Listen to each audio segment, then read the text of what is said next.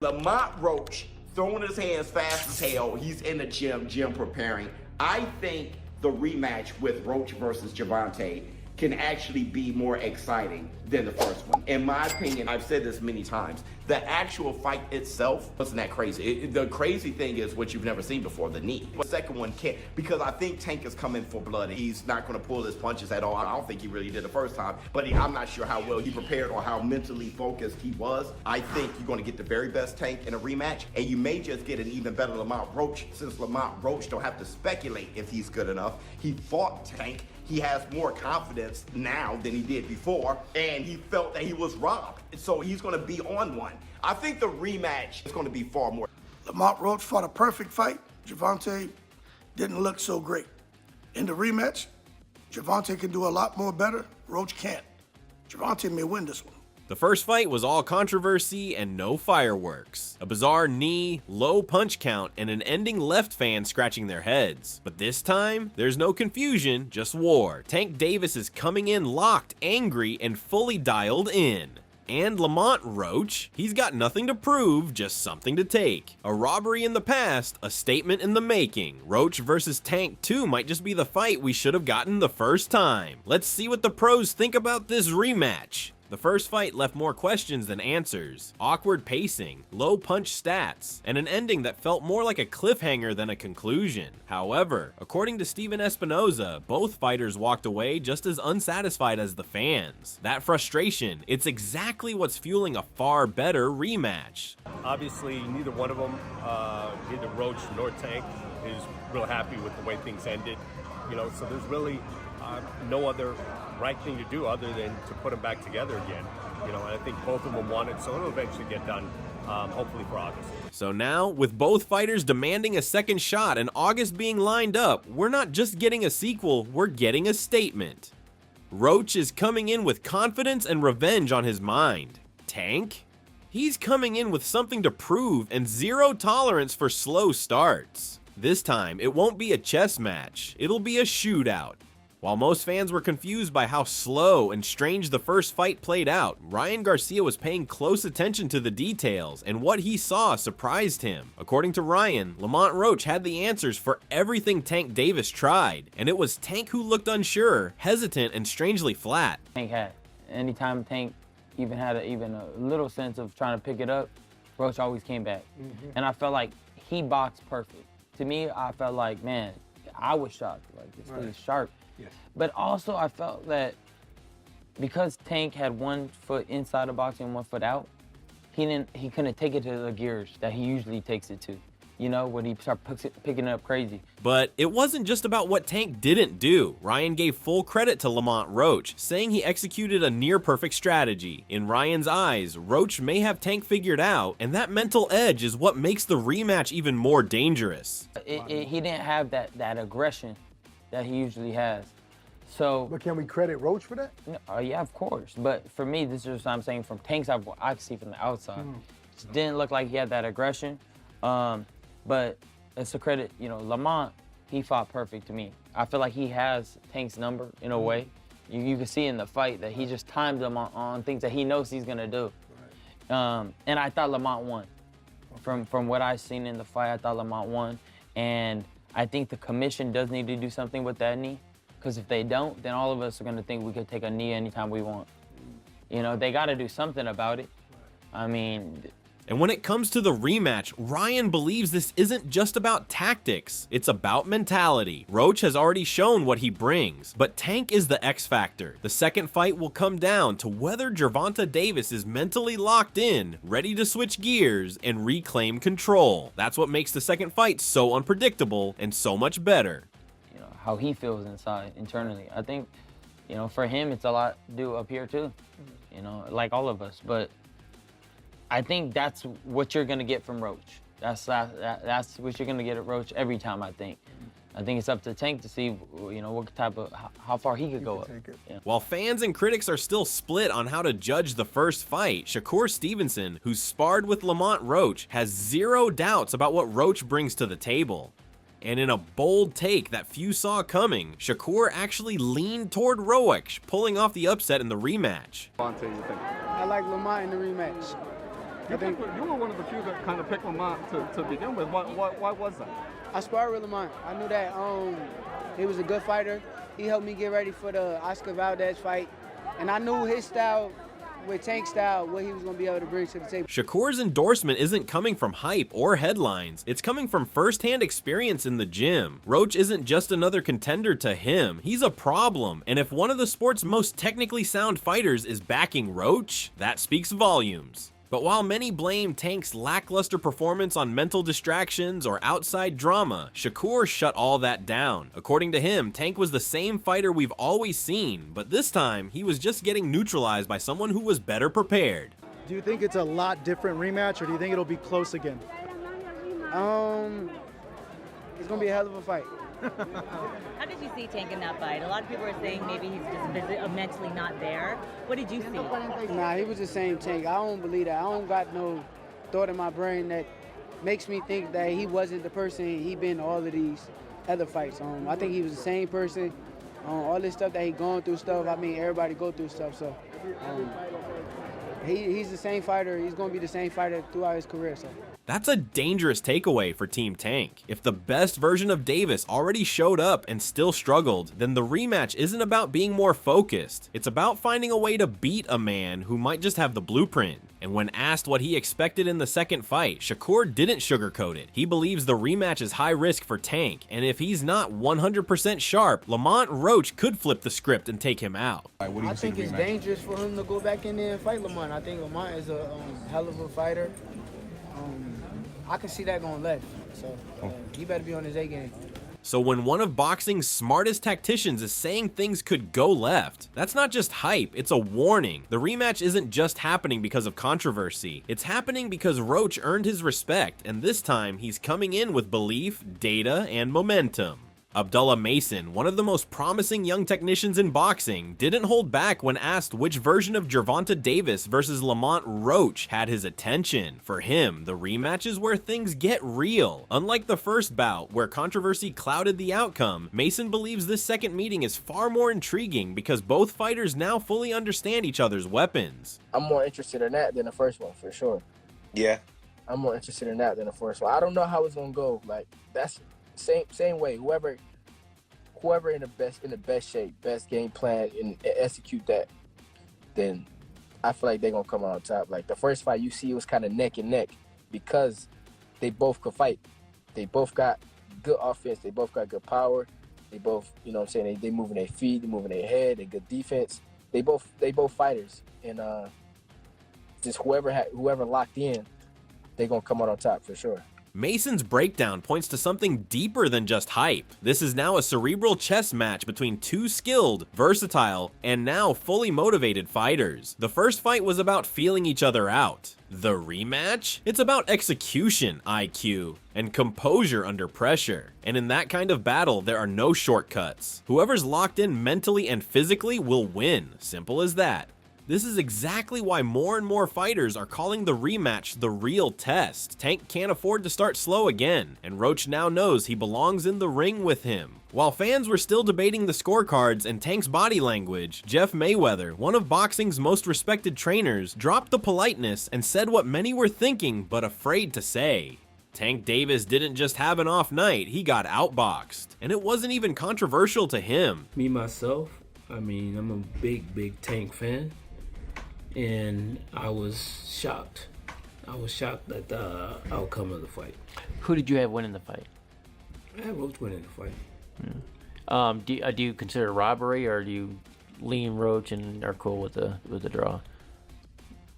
I wouldn't say it was a robbery. I mean, the fight was close. But if I was a judge, I would have gave Roach the fight. That's not just any fan talking, that's someone who's trained and studied fighters at the highest level. And what really stood out to Jeff wasn't just Roach's performance, it was what that performance might unlock in the entire division. Jeff warned that Roach's confidence could create a ripple effect, one that damages Tank's mystique permanently. If Roach could neutralize Tank like that, then why wouldn't others believe they can too? But I do think that more fighters that probably were afraid of him are not going to be afraid of him anymore. And do you think that's almost something that could play in Tank's hand, right? Maybe we had an off day. Everybody has an off day, and take them. Yeah, everybody can have an off night. They did fight each other when they were young, growing up, when they were kids, and sometimes stuff like that actually has a real meaning on who's scared of who or whatever, And I mean, I think that Roach went in there and proved that he wasn't scared of Tank at all. And that fear, that aura, is what's helped Tank walk opponents down and break them mentally before the first bell. But Roach didn't just stand his ground, he reversed the pressure. He boxed with calmness, poise, and even looked like the ring general at times. That psychological edge Tank usually holds? Jeff says it was gone from round one. Jeff then pointed to something that's haunted Tank for years, his slow starts. Against lesser fighters, that delay has been forgiven because the knockout eventually came. But Roach? He wasn't waiting around to get caught. He took full advantage of Tank's passiveness and flipped the script. The outcome of the first fight, of course, favors Roach because nobody thought he had a chance. Nobody even knew who he was. But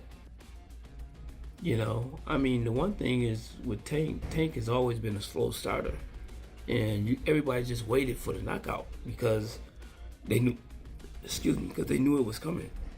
This wasn't a tactical chess match that slowly built into a knockout like we've seen from Tank before. Instead, it was Roach dictating the terms. The longer the fight went, the more confident he looked. And that power that Tank always banks on to change the momentum, it never showed up. While Team Davis continues to project confidence, not everyone in the boxing world is buying it. Coach Mustafa, who's trained elite fighters and observed Tank's progression for years, just dropped a truth bomb.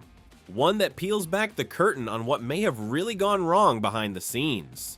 He's not accusing anyone, but he's also not sugarcoating it. The version of Tank we saw against Roach, that wasn't the killer everyone feared. Again, it might have been a good catch, but from outside looking in, it looked like he wasn't 100%. That wasn't the best Tank that we've seen. And that's not coming from a critic or rival. That's coming from someone who respects Tank, but isn't afraid to say it like it is. If Tank walks into a rematch with the same energy, same preparation, and same mindset, Coach Mustafa's message is simple. Expect the same result. Because Roach isn't stepping backward. He's stepping in with even more belief, while the boxing world begins to wonder whether Tank's peak is behind him, or if he's just distracted. Jeff made it clear. The Roach that fought that night was getting cleaner shots, setting better traps, and even discouraging Tank from pressing forward. The old formula didn't work. We all just waited. And not only that the knockout didn't come, Tank was, I think Roach was getting the better of him than Tank was getting of him.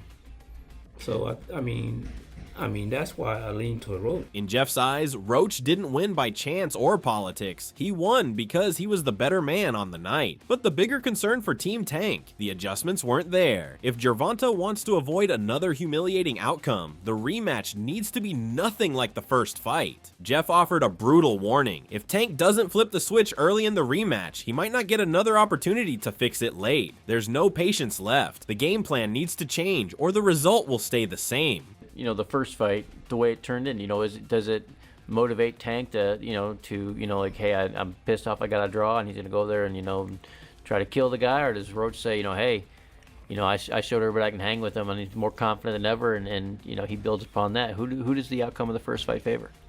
The outcome of the first fight, of course, favors Roach because nobody thought he had a chance. Nobody even knew who he was. But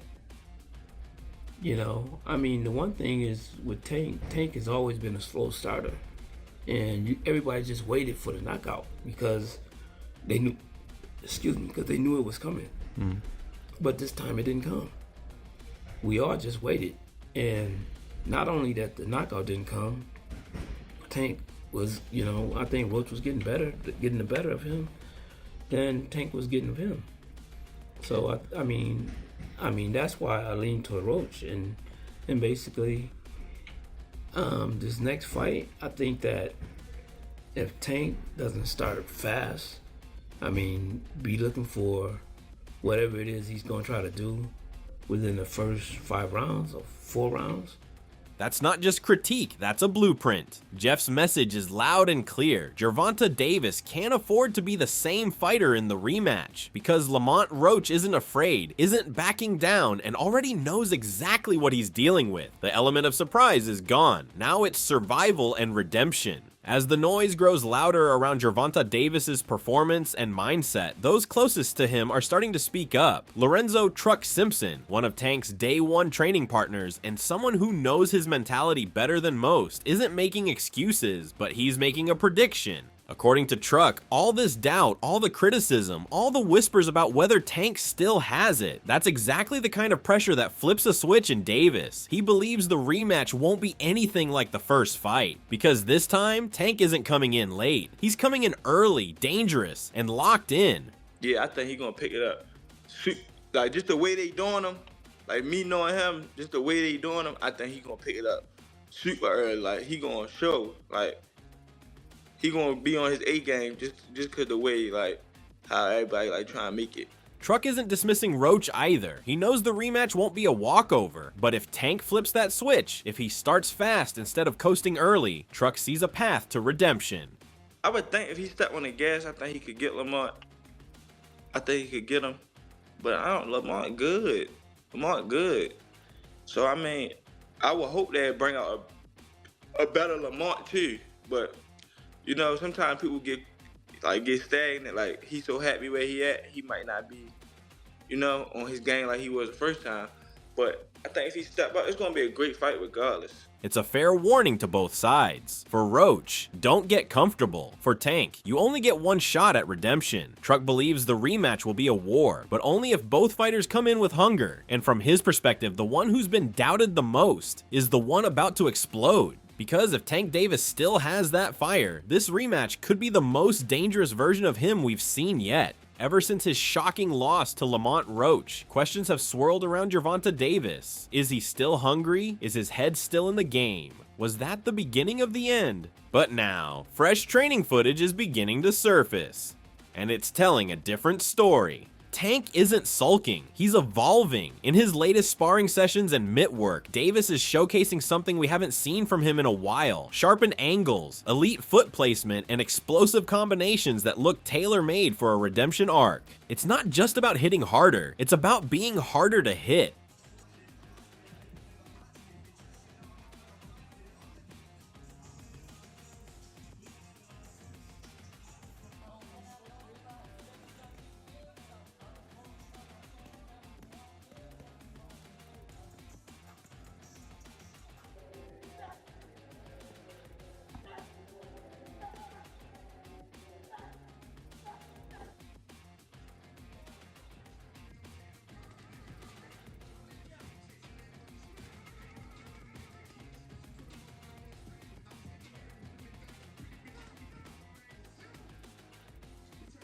That's not a fighter who's crumbling under pressure, that's a man who's doubling down. And it aligns with what his close circle is now hinting at. A focused, dangerous Gervonta Davis who's ready to correct every mistake from the first fight and make a statement doing it. If this version of Tank shows up on fight night, Lamont Roach may not just have a tougher challenge, he might have a totally different opponent. So now the rematch isn't about who got robbed or who had an off night, it's about answers. Lamont Roach already cracked the code once, and he's coming in sharper, smarter, and with nothing to lose. But Gervonta Davis, he's running out of excuses. If Tank is still that killer everyone feared, this is where he proves it. What do you think? Does Roach have Tank figured out for good, or will Davis remind the world why he was the most feared man at 135? Let us know who you're backing and how it ends in the comments below.